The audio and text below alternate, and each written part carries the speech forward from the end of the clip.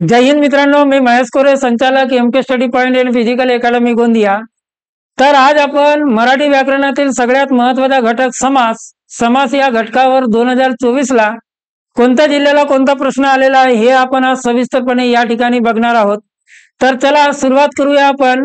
या ठिकाणी समास या घटकावर आपल्याला आजपर्यंत म्हणण्यापेक्षा 2024 ला करंट मध्ये कोणते प्रश्न विचारलेले आहेत ते या ठिकाणी आपल्याला पाहायचे आहे। तर या ठिकाणी पहिला प्रश्न या ठिकाणी लक्षात घ्या। पहिला प्रश्न या ठिकाणी आहे, जर आपण पाहिलं तर प्रश्न विचारलेला आहे, रायगड पोलीस शिपाई भरती 2024 ला या ठिकाणी प्रश्न आहे, पंकज या शब्दाचा योग्य अर्थ सांगा। पंकज या शब्दाचा जर आपण योग्य अर्थ लक्षात घेतला तर पंकज या शब्दाचा अर्थ होतो कमळ। याचाच अर्थ या ठिकाणी आपल्याला कमळ म्हणजेच या ठिकाणी आपल्याला पंकज या शब्दाचा विग्रह पाहायचा आहे। काय पाहायचा आहे आपल्याला? विग्रह पाहायचा आहे। या ठिकाणी आपण समास हा घटक या ठिकाणी अभ्यासत आहोत। समास म्हणजे नेमकं काय असते ते थोडक्यामध्ये समजून घेऊया। जेव्हा एखादा शब्द हा लांब लचक न वापरता त्याला जेव्हा शॉर्ट पद्धतीने वापरले जाते किंवा मग या ठिकाणी दोन सारखे उच्चारणाचे शब्द हे उच्चारले जातात, त्यावेळेला एक नवीन शब्द दोन वेगवेगळ्या नामापासून असेल, एखाद्या शब्दाला प्रत्यय लागून असेल, एखाद्या शब्दाला उपसर्ग लागून त्या ठिकाणी जो शब्द तयार होत असतो त्यालाच काय म्हटले जाते? सामासिक शब्द म्हटले जाते। आणि प्रत्येक सामासिक शब्द हे कोणत्या गटामध्ये येत असतात? तर समास या गटामध्ये येत असतात। जसं या ठिकाणी दोन वेगवेगळे नाव म्हटलं तर आई आणि वडील हे दोन वेगवेगळे नाव आहेत, हे सोबत जर आपण वापरलं तर याच्यापासून एकच शब्द तयार होतो, आई वडील। तर हा काय झाला? एक सामासिक शब्द तयार झाला। एखाद्या शब्दाला जेव्हा आपण उपसर्ग लावत असतो तर उपसर्ग लागून सुद्धा त्या ठिकाणी एक सामासिक शब्द तयार होऊ शकतो। जसं हजर हा एक मूळ शब्द आहे। हजर या शब्दाला आपण अगोदर म्हणजे शब्दाच्या अगोदर गैर हा शब्द लावला तर या ठिकाणी गैर हजर हा एक उपसर्ग साधित शब्द तयार झाला। मग एखाद्या शब्दाची पुनरावृत्ती होऊन त्या ठिकाणी काय होत असतो तर एखादा शब्द तयार होत असतो। जसं घर हा मूळ शब्द आहे पण याच्या पुनरावृत्ती होऊन घरोघरी यासारखे शब्द तयार झाले असतील तर या सगळ्या शब्दांना सामासिक शब्द म्हणतात। मग सामासिक शब्द म्हणजे नेमकं काय? तर एखाद्या शब्दाचं त्या ठिकाणी काय म्हणता येईल आपल्याला? तर जास्त लांब लचक न वापरता शॉर्ट मध्ये वापरणे त्याला काय म्हटले जाते? सामासिक शब्द म्हटलं जाते। या ठिकाणी एक गोष्ट लक्षात घ्या। आता आपल्याला या ठिकाणी जेव्हा आपण एखादा सामासिक शब्द काय करत असतो, पाहत असतो, त्यावेळेला कोणताही सामासिक शब्द असेल त्या सामासिक शब्दांचं या ठिकाणी दोन पदांमध्ये काय केला जातो तर विग्रह केला जातो। आणि या ठिकाणी जे दोनही पद असतात त्या दोन पदांपैकी कोणता तरी एक पद काय असतो? महत्वाचा असतो। त्या ठिकाणी कोणता पद? आता जसा आई वडील हा शब्द आहे, या ठिकाणी आई आणि वडील या पद्धतीने आपल्याला काय करता येईल? विग्रह करता येईल। म्हणजे या ठिकाणी पद क्रमांक 1 आणि वडील या ठिकाणी पद क्रमांक 2। मग एकतर या ठिकाणी पहिला पद महत्वाचा असेल, एकतर या ठिकाणी दुसरा पद महत्वाचा असेल, किंवा मग या ठिकाणी हे दोन्ही पद महत्वाचे असतील, किंवा मग या ठिकाणी हे दोन्ही पद महत्वाचे नसून या ठिकाणी तिसऱ्या काय निघत असेल? अर्थ निघत असेल। याच्यानुसार आपल्याला काय ठरवायचे असतात? तर याच्यानुसार आपल्याला ठरवायचे असतात समासाचे प्रकार। थोडक्यामध्ये सांगतो, लक्षात घ्या। मग या ठिकाणी समासाचे प्रकार म्हटलं आपण तर या ठिकाणी समासाचे किती प्रकार आहेत? तर समासाचे प्रकार आपल्याला पाहायला मिळतात या ठिकाणी एकूण 4। या ठिकाणी अव्ययी भाव समास, कोणता समास आहे? अव्ययी भाव समास। दुसरे जर पाहिला आपण तर त्या ठिकाणी आपल्याला तत्पुरुष समास। तिसरे जर पाहिला आपण तर या ठिकाणी द्वंद्व समास। आणि चौथ्या प्रकारचा आपल्याला पाहायला मिळते बहुव्रीही समास। हे 4 प्रकार आहेत। तर हे कशानुसार आहेत? अव्ययी भाव समासामध्ये पहिला पद काय असतो? महत्वाचा असते। तत्पुरुष समासामध्ये काय असतो? तर दुसरा पद महत्वाचा असते। द्वंद्व समासामध्ये काय असतो तर एक व दोन हे दोनही पद महत्वाचे असतात. बहुव्रीही समासामध्ये एक व दोन हे दोनही पद महत्वाचे नसून या ठिकाणी आपल्याला तिसरा अर्थ काय होत असतो मिळत असतो. तर या पद्धतीने त्या ठिकाणी एकूण 4 पद आहेत. मग या ठिकाणी अव्ययी भाव समास म्हटला तर या ठिकाणी पहा, जसा आपण म्हटला हा जन्म या शब्दाचा विग्रह केला तर या ठिकाणी जन्मापासून या पद्धतीने 2 पदांमध्ये विग्रह करता येईल, पद क्रमांक 1 आणि पद क्रमांक 2. याचाच अर्थ जन्म हा शब्द या ठिकाणी महत्वाचा आहे, पासून हा शब्द दुय्यम दर्जाचा आहे. याचाच अर्थ पहिला पद महत्वाचा आहे, म्हणून हा उदाहरण कशाचं होईल तर अव्ययी भाव समासाचा होईल. तत्पुरुष समास जर म्हटलं आपण तर तत्पुरुष समास म्हणजे काय तर या ठिकाणी दुसरा पद महत्वाचं असते. फॉर एक्झाम्पल आपण पाहिलं तोंडपाठ या ठिकाणी शब्द आहे, याचाच अर्थ तोंडाने पाठ. मग या ठिकाणी जर पाहिलं आपण तर दुसरा पद काय आहे महत्वाचा आहे, कारण या ठिकाणी तोंडाने वेगवेगळ्या क्रिया करता येतात, पण या ठिकाणी विशेष एक क्रिया सांगितलेली आहे पाठ. याचा अर्थ दुसरा पद महत्वाचा असेल. या ठिकाणी आता सांगितलं मी तुम्हाला आई वडील, म्हणजेच या ठिकाणी जर पाहिलं तर आई आणि वडील हे 2 पद आहेत. मग या 2 पदांपैकी आई सुद्धा महत्वाचं पद आहे आणि वडील सुद्धा महत्वाचं पद आहे, म्हणजे या ठिकाणी दोनही पद महत्वाचे आहेत. त्याच्यानंतर जर आपण घेतलं तर या ठिकाणी आपण गजानन हा शब्द घेतला तर गजानन म्हणजेच काय तर ज्याचे आनंद गजाचे आहे असा तो, असा याचा विग्रह होतो. म्हणजे या ठिकाणी त्याला तिसरं नाव कोणाला दिलेलं आहे गणेश, असं त्याचा अर्थ होतो. म्हणजे या ठिकाणी 1 आणि 2 हे दोन्ही पद महत्वाचे नसून त्या ठिकाणी तिसरा अर्थ निघतो. याला म्हटलं जातं समासाचे प्रकार. मग या ठिकाणी ह्या प्रकारावर आधारित तुम्हाला सगळे 2024 ला प्रश्न विचारलेले आहेत. तर चला सुरू करूया आपण. प्रश्न क्रमांक पहिला जो मी आता तुम्हाला सांगितलेला होता पंकज. मग या ठिकाणी पंकज या शब्दाचा काय विचारलेला आहे तर या ठिकाणी योग्य विग्रह विचारलेला आहे. मग पंकज याचाच अर्थ शाब्दिक अर्थ पाहिला आपण तर काय होतो तर पंकज याचा शाब्दिक अर्थ काय होतो तर चिखलात जन्मणारा. काय होतो चिखलात जन्मणारा या पद्धतीने या ठिकाणी होतो. म्हणजेच या ठिकाणी चिखलात जन्मणारा म्हणजेच याचा अर्थ चिखलात जन्मलेला. मग या ठिकाणी पद क्रमांक 1 आहे, पद क्रमांक 2 आहे. मग चिखलात जन्मणारा हा दुसरा पद महत्वाचा आहे. आणि जर अजून तुम्ही तत्पुरुष समासामध्ये थोडस समोर गेले तर त्या दुसऱ्या पदाच्या स्वरूपानुसार तुम्हाला वेगवेगळे प्रकार पाहायला मिळतात. जसं अलुक तत्पुरुष समास आहे, त्याच्यानंतर उपपद तत्पुरुष समास आहे, नत्र तत्पुरुष समास आहे, कर्मधारय समास आहे. तर असे वेगवेगळ्या प्रकारचे प्रकार त्या ठिकाणी पाहायला मिळतात. जन्मणारा म्हटलं तर या ठिकाणी हा उदाहरण असेल उपपद तत्पुरुष समास. कोणता समास उपपद तत्पुरुष समास. कारण उपपद तत्पुरुष समासामध्ये दुसरा जो पद असतो हा कसा असतो तर या ठिकाणी क्रियावाचक असते. ज्याही शब्दातला दुसरा पद हा क्रियावाचक असेल त्याला उपपद तत्पुरुष समास म्हणतात. पुढील प्रश्न लक्षात घ्या. घरोघरी या शब्दाचा समास ओळखा. धाराशिव पोलीस शिपाई भरती 2024 ला प्रश्न विचारलेला आहे. मग मी या ठिकाणी घरोघरी हा शब्द आत्ताच सांगितलेला आहे. या शब्दाचा मूळ शब्द पाहिला आपण तर घर आहे. या शब्दाची काय झाली तर या ठिकाणी पुनरावृत्ती झाली. याचाच अर्थ याची पुनरावृत्ती होऊन कोणता शब्द तयार झाला घरोघरी शब्द तयार झाला. आणि एक गोष्ट लक्षात घ्या मित्रांनो, अव्ययी भाव समासामध्ये घरोघरी याचाच अर्थ काय होतो तर या ठिकाणी प्रत्येक घरी असा त्याचा विग्रह होतो. मग या ठिकाणी कोणत्या घरी तर प्रत्येक घरी पहिला पद हा महत्वाचा आहे दुसरा पदापेक्षा. याचाच अर्थ हा कोणता समास असेल तर अव्ययी भाव समास असेल. मग अव्ययी भाव समासाचं अजून एक महत्वाचं लक्षात घ्या, ज्याही शब्दाची पुनरावृत्ती होते ते प्रत्येक शब्द तुम्हाला अव्ययी भाव समासामध्ये पाहायला मिळतील. जसं आपण म्हटलं गल्लोगल्ली, जसं म्हटलं आपण घरोघरी, तर या पद्धतीनं पानोपानी हे सगळे शब्द जे आहेत ते कोणत्या समासाचे असतील तर अव्ययी भाव समासाचे असतील. मग याचं उत्तर असेल पर्याय क्रमांक 1 अव्ययी भाव समास. पुढील प्रश्न लक्षात घ्या. पुढील प्रश्न आहे, आजन्म समास ओळखा. लातूर पोलीस शिपाई भरती 2024 ला या ठिकाणी प्रश्न विचारलेला आहे. प्रश्न पाहण्याच्या अगोदर जर समास या घटकाची संपूर्ण संकल्पना तुम्ही एकदा अभ्यासली तर त्याच्यानंतर तुम्हाला प्रश्न सोडवणे सोपं जाते.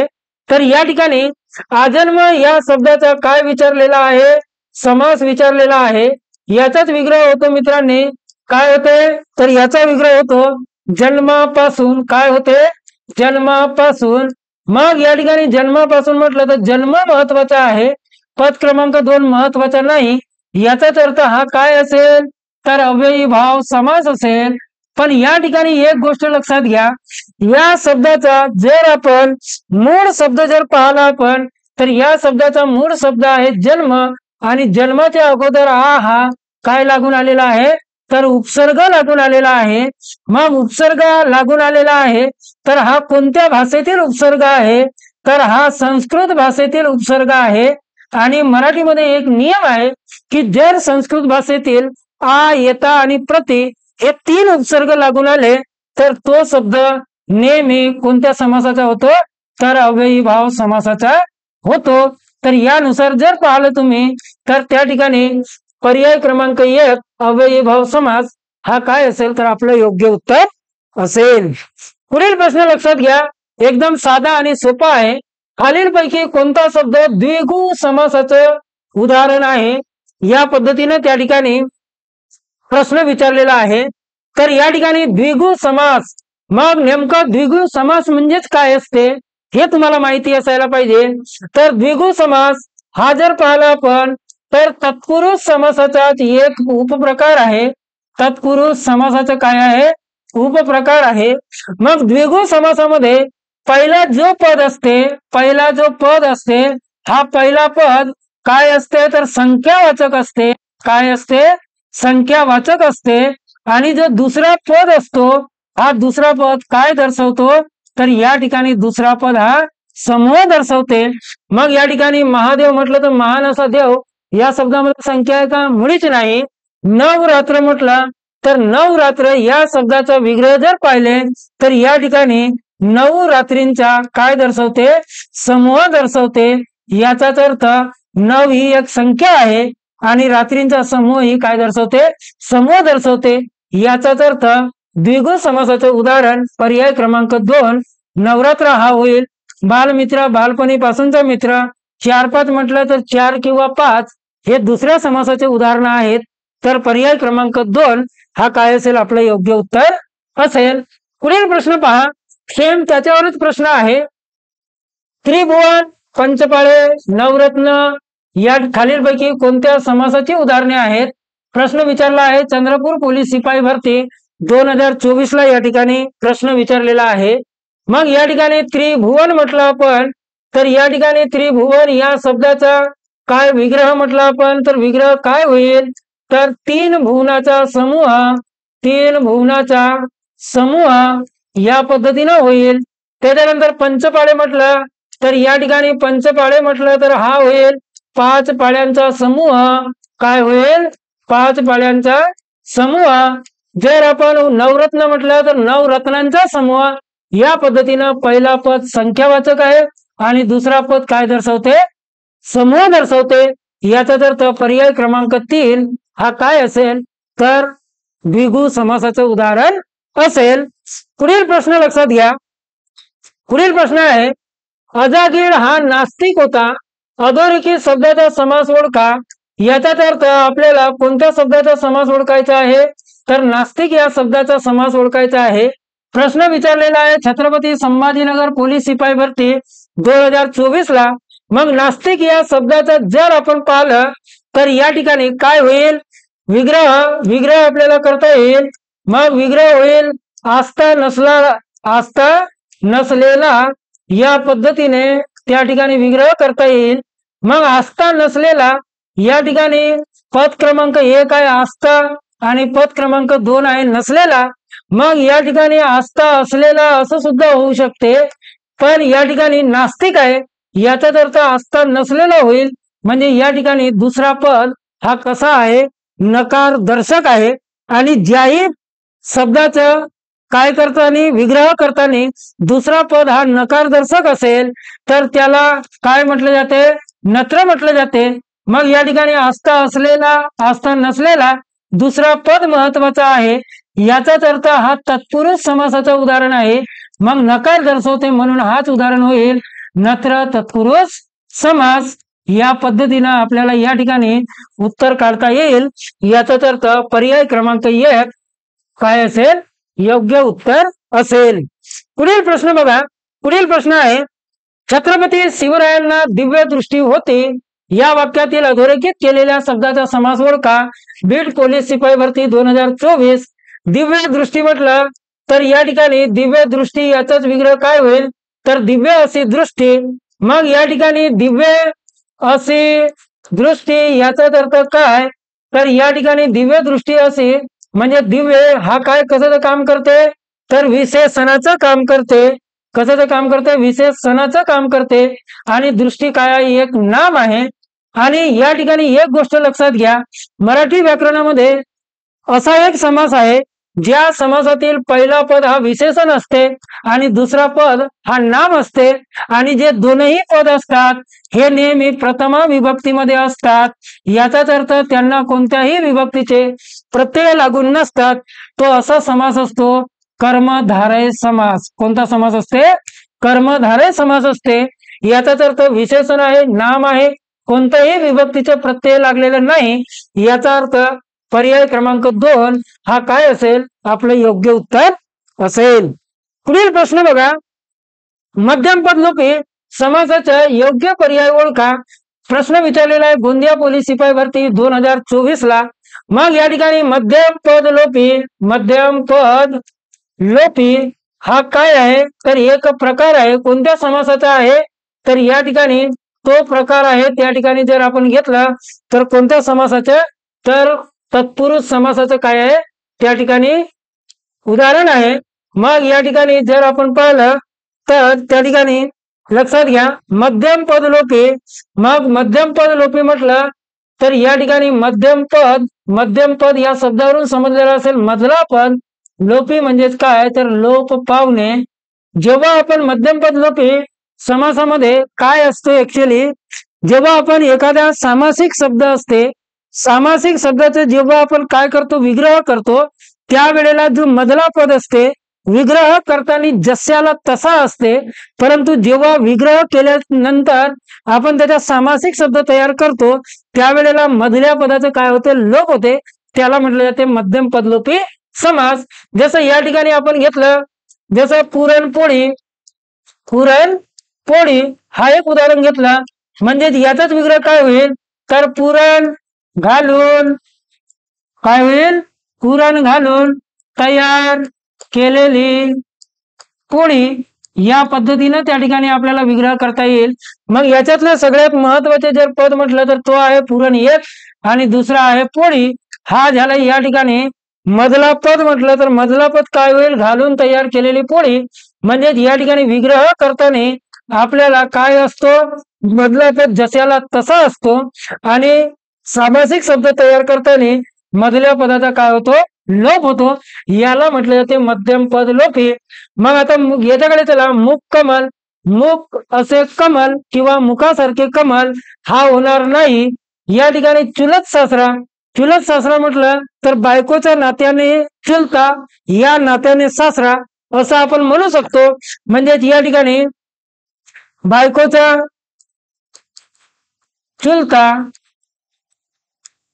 या नात्याने सासरा. म्हणजे या ठिकाणी चुलत आणि सासरा हे दोन्ही पद केलं विग्रह करताना आहेत आणि या पदांचं काय झालेलं आहे विग्रह झालेला आहे. विग्रह म्हणतो या ठिकाणी काय झालेलं आहे तर लोप झालेला आहे. या ठिकाणी पर्याय क्रमांक 2 चुलत सासरा हा काय असेल तर मध्यम पदलोपी समासाचे उदाहरण असेल. पुढील प्रश्न बघा. पाप पुण्य या शब्दातील समास ओळखा. प्रश्न विचारलेला आहे परभणी पोलीस चालक भरती 2024 ला. मग या ठिकाणी पाप पुण्य हा सामासिक शब्द आहे. पाप पुण्य सामासिक शब्द आहे कारण या ठिकाणी पाप आणि पुण्य हे दोन वेगवेगळे पाप किंवा पुण्य हे दोन वेगवेगळे शब्द या ठिकाणी आलेले आहेत. मग या ठिकाणी पाप किंवा पुण्य म्हटलं तर या ठिकाणी याला किंवाने जोडावं लागेल.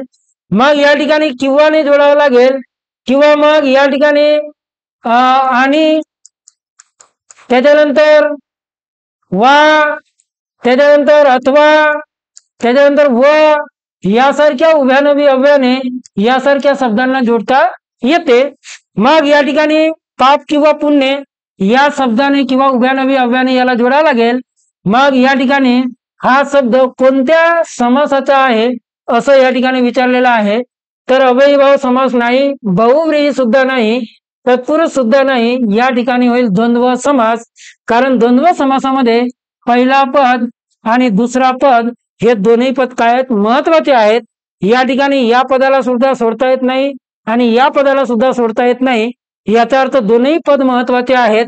परंतु या ठिकाणी द्वंद्व समासापैकी हा जर शब्द आपण घेतला तर हा येतो वैकल्पिक द्वंद्व समास. कोणता समास? वैकल्पिक द्वंद्व समास. या प्रकारामध्ये या ठिकाणी हा शब्द काय येतो, तर हा शब्द येत असतो. या ठिकाणी पर्याय क्रमांक 3 द्वंद्व समास हा काय असेल, आपलं योग्य उत्तर असेल. जेव्हा एखाद्या समुच्चयबोधक उभयानवी अव्ययाने दोन शब्दांना जोडत असतात त्यावेळेला तो इतरेतर द्वंद्व समास असते.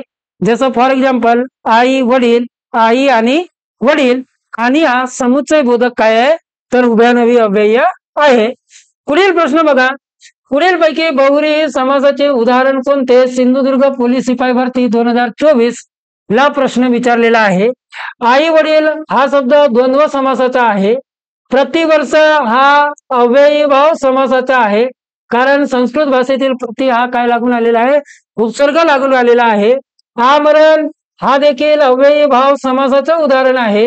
कारण या ठिकाणी हा उपसर्ग संस्कृत भाषेतील लागून आलेला आहे. मग या ठिकाणी लंबोदर, लंबोदर हा शब्द बहुव्रीही समासाचा आहे.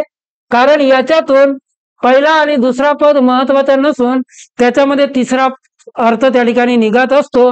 लंबोदर म्हणजेच काय, तर ज्याचा उदर लंब आहे असा तो, आणि असा तो कोण म्हटला तर ते आपल्याला मिळते गणेश. याचाच अर्थ गणपती. म्हणजे या ठिकाणी लंबोदर या शब्दातून तिसरा अर्थ काय मिळाला, तर तो मिळाला गणपती. याचाच अर्थ हा कोणता समास असेल, तर बहुव्रीही समास असेल. पुढील प्रश्न बघा. पुढील प्रश्न आहे, पुढील शब्दाचा समास ओळखा. अनंत. प्रश्न विचारलेला आहे SRPF गट क्रमांक 9 पोलीस शिपाई भरती 2024 ला. मग या ठिकाणी अनंत या शब्दाचं या ठिकाणी काय विचारलेलं आहे, तर समासाचा प्रकार विचारलेला आहे. अनंत म्हणजेच काय, ज्याला अंत नाही, ज्याला अंत नाही असा तो या ठिकाणी आपल्याला मिळतो. मग ज्याला अंत नाही असा तो म्हटला तर या ठिकाणी आपण त्याला म्हणू शकतो आकाश किंवा मग समुद्र. तर या पद्धतीनं याच्यातून निघणारा जो अर्थ असेल हा तिसरा आहे. याचाच अर्थ तिसरा अर्थ आहे. याचाच अर्थ हा होईल बहुव्रीही समास. मग या ठिकाणी ज्याला अंत नाही किंवा मग नाही अंत ज्याला असा तो, म्हणजे या ठिकाणी नकारदर्शक शब्द आहे. याचाच अर्थ हा होईल नत्र बहुव्रीही समास. तर पर्याय क्रमांक 1 हा काय असेल, आपलं योग्य उत्तर असेल. पुढील प्रश्न बघा. पुढील प्रश्न आहे, प्रश्न विचारलेला आहे कोल्हापूर चालक पोलीस भरती 2024 ला. दसभुजा कोणत्या प्रकारचा समास आहे? या ठिकाणी एक गोष्ट लक्षात घ्या. दसभुजा म्हटलं आपण तर या शब्दामध्ये खूप सारे पोरं काय होत असतात, कन्फ्युजन होत असतात. या ठिकाणी 10 भुजा याचा अर्थ 10 भुजांचा समूह, 10 भुजांचा समूह अशा प्रकारचा विग्रह येतो असं पोरांना वाटते. पण ऍक्च्युअली तसं विग्रह नसते. हा विग्रह चुकीचा आहे. जर असा विग्रह केलं आपण तर हा उदाहरण द्विगु समासाचं या ठिकाणी गणल्या जाईल. परंतु ऍक्च्युअल मध्ये 10 भुजा म्हणजे जिला 10 भुजा असतात अशी ती, याच्यावरूनच त्या ठिकाणी किंवा असा तो, तर याच्यावरून आपल्याला त्या ठिकाणी तिसऱ्याचा बोध होतो. तर निश्चितच तिसऱ्याचा बोध होत असेल तर तो कोणता समास असेल, बहुव्रीही समास असेल. मग बहुव्रीही समास म्हटलं तर पर्याय क्रमांक 3 हा काय असेल, आपला योग्य उत्तर असेल द्विगु समास किंवा मग 10 भुजांचा समूह असा विग्रह मुळातच होणार नाही। पुढील प्रश्न लक्षात घ्या, बहुव्रीही समासाचे उदाहरण ओळखा। आता बहुव्रीही समासाचे उदाहरण या ठिकाणी आपल्याला ओळखायचे आहेत। नागपूर ग्रामीण चालक पोलीस भरती 2024 ला या ठिकाणी प्रश्न विचारलेला आहे। मग या ठिकाणी चक्रपाणी, ज्याच्या हातात चक्र आहे किंवा ज्याच्या पाणीत चक्र आहे असा तो, म्हणजे या ठिकाणी आपल्याला तिसरा अर्थ मिळाला। अनंत, आता सांगितलं मी, ज्याला अंत नाही असा तो, दोनही शब्द बहुव्रीही समासाचे आहेत। नक्कीच या ठिकाणी आपल्याला म्हणता येईल पर्याय क्रमांक 1। पण खालचे उदाहरण लक्षात घ्या, राम लक्ष्मण, राम आणि लक्ष्मण इतरेत्तर द्वंद्व समास, पाप आणि पुण्य, पाप किंवा पुण्य, पाप पुण्याचा विग्रह काय होईल, पाप किंवा पुण्य, हा होईल वैकल्पिक द्वंद्व समास, बिलकुल हा बहुव्रीही नाही। येता सक्ती, सक्तीप्रमाणे येता हा उपसर्ग लागून आला याचा अर्थ अव्ययीभाव समास। त्याच्यानंतर दर दिवस याचाच अर्थ प्रत्येक दिवशी, दर उपसर्ग लागून आला याचा अर्थ हा आहे अव्ययीभाव समास। हा कोणता होता, द्वंद्व समास। त्याच्यानंतर राजवाडा, राजाचा वाडा, या ठिकाणी वाडा महत्वाचा आहे, विभक्तीचा प्रत्यय लागून आलेला आहे याचा अर्थ राजवाडा हा विभक्ती तत्पुरुष समासाचा उदाहरण आहे। रक्तचंदन, रक्त हेच चंदन कर्मधारय समासाचं उदाहरण आहे। एका शब्दात सगळे तत्पुरुष समासाचे उदाहरणे आहेत याचा अर्थ पर्याय क्रमांक 1 हा काय असेल, आपलं योग्य उत्तर असेल। पुढील प्रश्न बघा, बार भाई या शब्दाचा समास ओळखा। मग बार भाई या शब्दाचा समास म्हटला तर बार भाई या शब्दाचा काय होईल विग्रह। सगळ्यात महत्वाचं असते मित्रांनो विग्रह। जर तुम्हाला विग्रह करता आला ना, त्या समासाची कॉन्सेप्ट जर तुम्हाला माहित आहे तर हमखास तुमचा प्रश्न कधीही चुकणार नाही, हे गोष्ट लक्षात घ्या। मग बार भाई म्हटलं तर या ठिकाणी 12 भावांचा समूह असं त्या ठिकाणी म्हणता येईल। मग या ठिकाणी पहिली संख्या, पहिला पद संख्या दर्शवते आणि दुसरा पद समूह दर्शवते। याच्या अगोदर मी तुम्हाला सांगितलेलं आहे हे वैशिष्ट्य कोणाचे असतील तर द्विगु समासाचे असतील। तर या पद्धतीनं या प्रश्नाचं उत्तर काय असेल, द्विगु समास असेल। मित्रांनो, व्हिडिओ आवडला असेल तर नक्की एकदा लाईक करा, चॅनलला आजच सबस्क्राईब करून ठेवा, कारण येणाऱ्या काळात आपल्या पोलीस भरती संदर्भात तुम्हाला वेगवेगळ्या प्रकारचे व्हिडिओज आपल्या चॅनलवर पाहायला मिळतील। आवडला असेल तर नक्की लाईक करा आणि आपल्या जास्तीत जास्त मित्रांना शेअर करा। चला पाहूयात आपण पुढील प्रश्न। पुढील प्रश्न आहे, मध्यम पदलोपी समास असलेला शब्द कोणता। गोंदिया पोलीस सिपाही भरती 2024 ला हा प्रश्न विचारलेला आहे। मग मध्यम पदलोपी समास म्हटलं तर या ठिकाणी प्रत्येक शब्दाचा विग्रह करून बघा। मामे भाऊ याचा अर्थ मामाचा मुलगा या नात्याने भाऊ म्हणजेच मामे भाऊ। याचा अर्थ या ठिकाणी मधल्या पदाचा काय केलेला आहे तर लोप केलेला आहे। मग मध्यम पदलोपी समासाचे उदाहरण नंबर 1 होईल। येत काव म्हटलं तर हा मुळीच होणार नाही। सत्य म्हटलं तर हा सुद्धा मुळीच होणार नाही, कारण याचा विग्रह केला तर त्या ठिकाणी सत्य किंवा असत्य वैकल्पिक द्वंद्व समास। येता न्याय म्हटलं तर ऑलरेडी येता हा शब्द आहे, याचा अर्थ उपसर्ग लागून आलेला आहे। याचा अर्थ तो शब्द कोणत्या समासाचा आहे तर अव्ययीभाव समासाचा आहे। म्हणजे या ठिकाणी खालचे तीनही दुसऱ्या समासाचे आहेत। मामे भाऊ हा शब्द कोणत्या समासाचे होईल तर मध्यम पदलोपी समासाचा होईल। तर या पद्धतीने आपण आज समास या घटकावरचे 2024 ला आलेले एकूण 15 प्रश्न पाहिलेले आहेत। याच्यानंतर अजून उद्याला आपण भेटूयात नवीन व्हिडिओमध्ये नवीन घटक घेऊन। जय हिंद, जय महाराष्ट्र।